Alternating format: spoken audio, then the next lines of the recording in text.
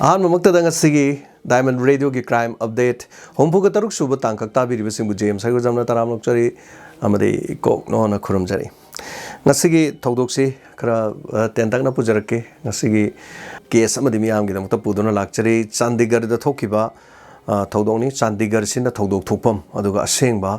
ꯑꯩꯈꯣꯏꯒꯤ ꯚꯤꯛꯇꯤꯝ ꯍꯥꯏꯇꯥꯔꯦ ꯃꯁꯤꯅ ꯄꯥꯅꯤꯄꯠꯇꯒꯤꯅꯤ ꯑꯗꯨꯒ ꯄꯨꯂꯤꯁ ꯀॉन्स्टेबल ओइना चांदीगढ़ थबक तौबी रीता कौबा सही कुनमाथोरम सुरबी लेसाबी अमा लेरमी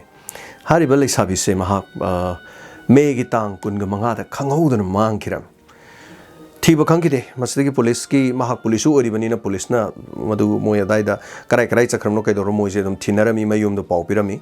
मयुमगा लापनरिसे दम किलोमीटर चामगा हुमपुमद्रा हेना लापना मफम हाइतरे अदुगा मयुमगी मीनसु लागा अखोगी पानीपट्टगी चांदीगढ़ लागा FIR मखोइदी केस अमा हाइतरे कंप्लेन अमा तोरमी सि मतुंगदा पुलिसना थिरमे असुमना थिबा मतमदा केस असि करिगुम अमता लिखुन लेखिदि अदुगा माना मांगखिबै मरमसे कनादा चलमदाइ खुलमदाइ दसु करिमता हाइरमसि लेखिदि अंगकपनि मागी केस अदुगा पुलिस अमा मांगखि मतमदा थि खंगदबदि केस सि लोइसनबा ngamdre हाइदना केस सि क्लोज तौरगा लेरमे ख्वाइदि अंगकपनि अखोइगी पुलिस मांगिबदा पुलिस थि ngamdrini मसदगी क्लोज तौख्रो मतुंगदा था खरा यामे चाही अनीगा खरा हाइतारे था 25 months क्यादुगी मतुंगदा केस सि मदुगी लिखुन अमा लाए मदुदी रीता हरिबा पुलिस कांस्टेबल से माना सिजनब बेक से अखोइगी तुरेन मपान अमदा तारगा लेरमे चाही याम कुइरब मतुंगदनिको हाइदि चाही अनीगा खरा हेलबा हाइतारेनि सिदैदा बेग से तारमे नोंघांग चाइरमगनी नोंग चुरमगनी अदुगा करी मयाम लेरमगनी अदु बेग अमा खुल्लकांदा मदु पुलिसना थिगलकपदा अदुगी मपादा बेग से फंखिबने सिदि रीतागी बेग नेन अदु चपचाने एक्जेक्टली बेग से समाइना फंगमीना खुल्लपिरकपने अबदि रिपोर्ट सिदा पलमदे मसिमा ताबिरिबसिंगना कंफ्यूज जतननबा मसिमा हाइजगे अदुगा पुलिसना हाइबदि बेग से फंगे बेग से रीतागिने हाइबा खंगे अदुगा बेग से मनुंगदा रीताना सिजनबा मागी फी मसादा सिजनबा फी यावरमी फिरोल सिनी मसिना कनाना खंगिबा पुलिसना मरमदि पुलिसनीना महा पुलिस नुपीनी माने तोइन एसिदि रीताना माइ बेगनीना सुमसिनि ऑफिस लाकपदा सिजनबदुनी सिदिगाउसी सिन हवाई माना सेट ड्रेस तुनी सिनी वारिसि नुंगाइनेनबा रीता मियोय अमखक खंगनरमे मियोय अमख खंगनरिसे कदाइदा चांदीगढ़दा खंगनरमे महांगना खंगनरिबा मी असे इमुंग मनुंगनसु खंगदे मागी ममानबा तोबा तिनरिबनसु खंगदे पुलिस पर्सनल लैरिबसिंगसिनसु खंगदे मखोयनी लोना चांदीगढ़ उनरमी ममा मपानसु खंगदे करमनदि खंगनी ममा मपागा लापना लैरिसि किलोमीटर मैम उबिरेको पानीपट्टगी चांदीगढ़ थोकप थौदोक्तु पानीपट्ट लैरिबा ममा मपाना उबा होनद्रे खंगद्रे केस मतंगदा करीमता अदुगा मखोयनी मरुप ओइरमबदगी नुक्सिनबन अचेतप मरी लेनरे सुमाइना मखोयसे मरी से सांगना मतम खरा लाकपजानी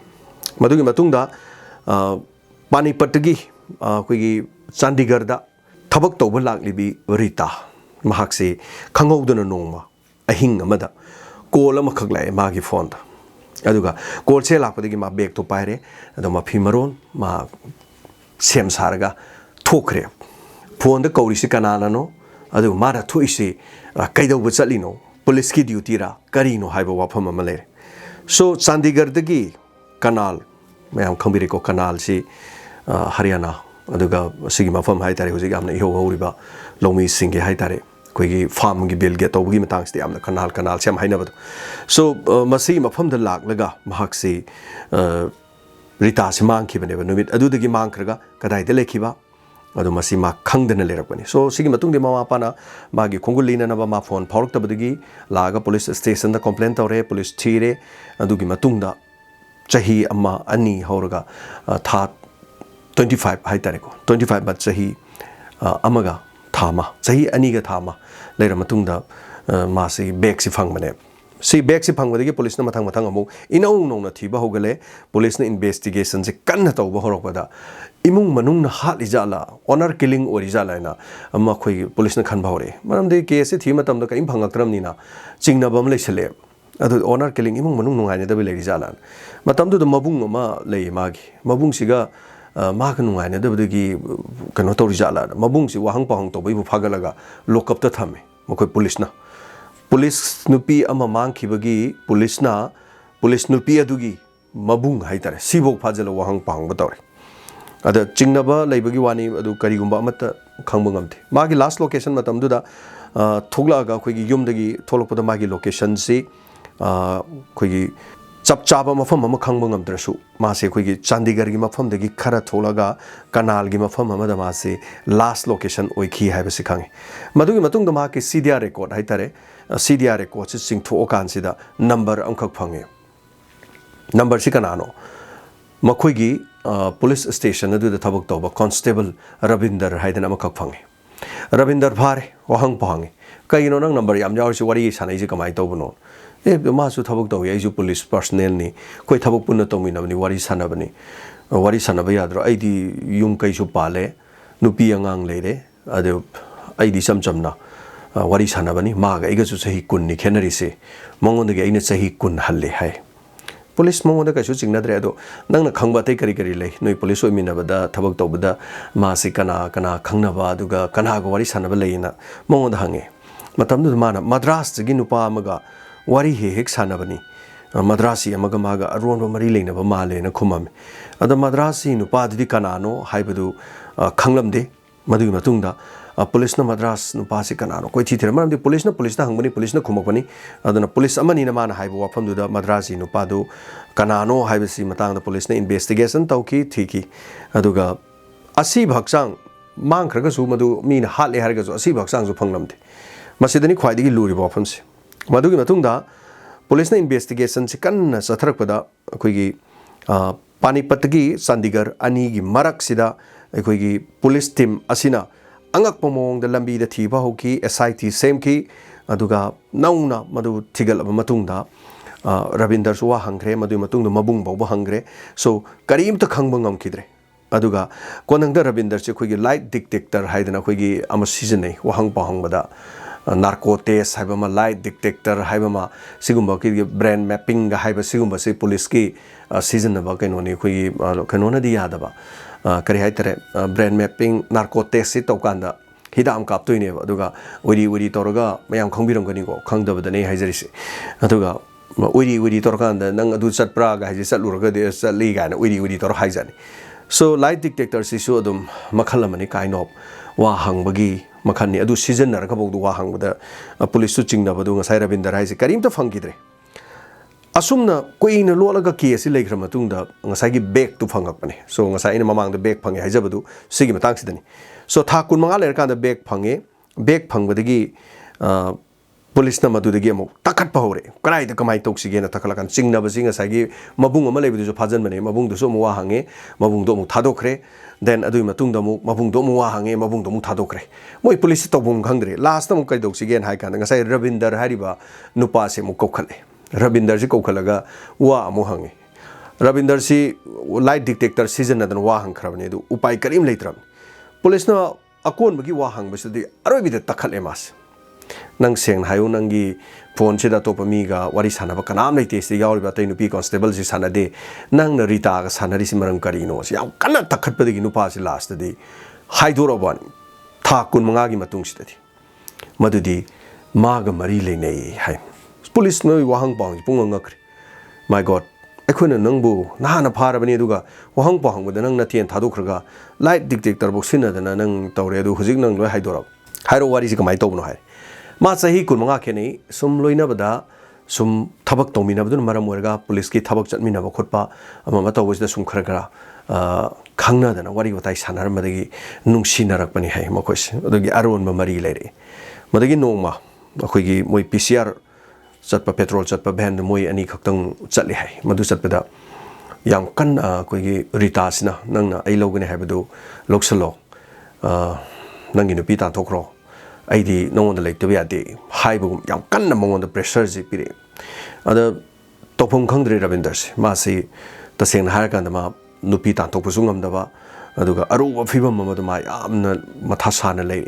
adu ngahak leita koi gi mongonda ayet pa haigadra mongoda taksan ba haigadra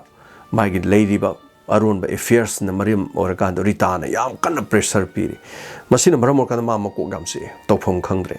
aduna numitugi mana ahing the call laki but otegi call oiramdre hariba Ravinder ge call oirame hauji ko koi thaba ma chase Kashmir Jammu Kashmir da koi ba chase numidang sida chatragadi upai leite nang tholo ai ngai dana leire haidana kanam khangan ganu ai khoi chatle haba jo haiganu aduga tumina dam sakrasi koiro se aduga nangi aigi panthung su oira sen hairami matam du Rita yamna harau jarami mai panthung yaudoramne adama pi du kharam jo hapchan jaraga back to the hapaga haitare so ma tholokibani asumna tholokada mukhoi unare aduga ahing du da kanal gi mafam amada khame gari se gari khamaga hale Ravindarna Rita hale magi punsida amona yet pa leitana ba adu hala matungda turian da thadakre masado ising achen ba turian aduga manak tu dani mana back to langthom bani khoigi narak mong songoina tawba mafam oi kari wai tawba so magi mobile dun ising da thadakre mana parak po mobile dun asumna thakun ngo manga hai tare thakun manga gi matung da back phange back phang badagi asumna wahang pahang torok matam da mahak chen ba yakide maram masina mahang hat khibani haibase thakun manga sirima yam nungaina Rita ha to kanda uniform selaga duty tawba dum yawni police station line wahang pahang bagi kari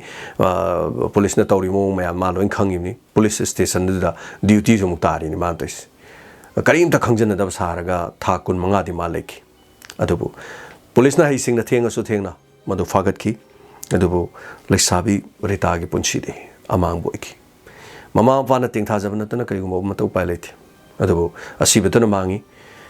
mi hatpa Ravindra mahak fagat ki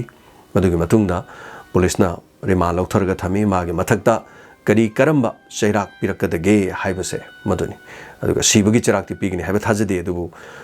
chahi tara hena natra chahi trauma chahi kun life imprisonment padu pirakadori ra kari pirakadage haibadudi yeng batari masini ngasigi Chandigarh da thokiba dugumba thodok ama aduga yamna tenba case amatanga ngasigi nokning ba haigadra ki ba haigadra khoi angangak padum thoi social media da su khoi mapalam gi haitare mian cha gi luhong basi bor si sagon da lai aya ma bor si sagon tonga luhong balang nei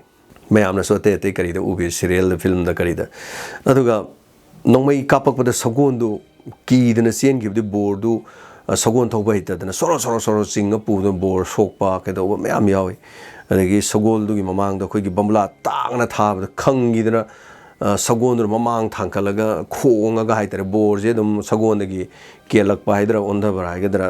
ta aduga sagon du sien gi khong du pallu kano du moi khong ne pham du pan na soro sing na bor ga ju hubat pa mayam yawe aduga hapet manaba haitare aduga khoi gi Delhi gi mafam ama haitare Mangolpuri aduga Mangolpuri dagi na Sultanpuri haitare sidai de luhong ba chakadaba yam lapalam na te adum khong na dum chatkadaba sagon tonga aduga luhong ba ama salaga kaina adugi manakta salaga luhong kaina adu purga lakadaba adubu hariba bor si maji bor gi mandop yaudringai da haitare maji angak ba thodom thoki angak thodok tu di madu di lambi de sum lakpa de yoksilakpa adai ma pa yaurakanda akhoi chaba thakpa khotpa lambi da cold drink thakpa khotpa taw ya de mayam se lang da jagoi sa sa da moi di don thilaga jagoi sa sa chatpani do anda sumna chatpadu da naha ani khaglai naha ani sina nupi mem de lakpani hai nupi mem de lakpani ado akhoi su chaba thakpa yauge na yaure jagoi sare moi su don thilaga taw do adu dagi board siga akhoi kano tawge na photo am to kap ke selfie mani da tawge gan sogon de ga kumdhab jani thoina ga lambi de kan to basi so sogon de kumdhar kan selfie to kap ni sem sa le jani khangau de ma thang ma cha phacha to ga mangak sa sat na samai ta sing bani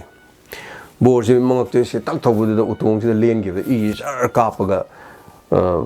ekdam mafam du da sansar ma tare then ngasai gi mayam du na om sale kaino bor ji kan to rian to da ngasai gi moi mi ani ji siela khan amadi purana tho chen gri amadi fahore mayam duna adu ma thakta police kawre no pa du police ta pire bor duna khodak ta mafam adu gi haitare thang na ching du da hospital pure so no pi du gi mandop ta chat ka da bor do mandop yodana kaina gi manak yodana hospital gi phamung da ta le hospital gi phamung ta bu da kamai to bono kari no hange ma marai phobadagi utong ji pura tupom da bai tare sai thang len madu da marai bo phoba hai tare am seng board du sidre aduga thodok tu board na tammi sumai to bani aduga kari maram gino hai base khangba ngamtre so thodok sida hojik se ma thang leli do nupi du ga aron ma mari leina bagira nupi du pamjaba nu pa na lohong gini haina tawbagira board du ga yana daba leibagira board du nungsi dabagira adu board du da hangba de ma ga nungai na daba kanam leite mi jing du suma sa khangdi hai ama fari du adu ga na thoki ba ma du su fana na ba koi tan tanari hai ba wafam sine duna mi gi lohong ba da khama sagon ne kumdara ga cha thak tan tor selfie ka pa ga thang bo tho board du sat len ba si kari maram gi oiram ga daba male so adom na bor orga la kan adom gi ngaksam da kari hai tare su ma sakhang da bam na thang na lel ga di kari oi ni so comment pibiram si hana na thakachari ngasi gi di crime update si matang solution jage hayeng amuk tonga tongan ba angak pa case kya ga loina na pujarake makhan makhal kya gi hai tare tamjari ba thodo wathok sing si kana guma kanglup amata da shok nana ba duga kanglup amata da tamnana haijabagi wafam leite hindu muslim maitei adu christian gi wa karim ta leite crime haibasidi crime ni aduga crime tawbu matamda mada dharma gi hai tare kashu leite ama oishunu hindu su oishunu muslim su oishunu maitai su oishunu chingmi su oishunu crime tawradi crime tawbu gi cherak phangba ta bane loinana crime tawbu matam de khoina karam na ngak thok pa yai aduga kari kari yamna khoina advance oina khoi ngak thok na na kari kari upai lebi yai mi na kari tawraga di khoi kari tawba yai hebase section na bagi maroi ba pandam duni thokli nong ma sing langam dana crime kya khangdabadi yaroi khanga khanga ga adumak sat khigadabani ai khoi ngaktagi naina basu yade aduna malem da kari kari thoi haiba wafum kya ga loinana pujarake mathang mathang angak pa malem ge tongan maleba kya kisodum yaujarake aduga hena support tobiu hanana thagachari ngasi gi dongta de crime update matang solution jare tabiri basing mijeng tabiri basing james sairojam na mukana kharom jare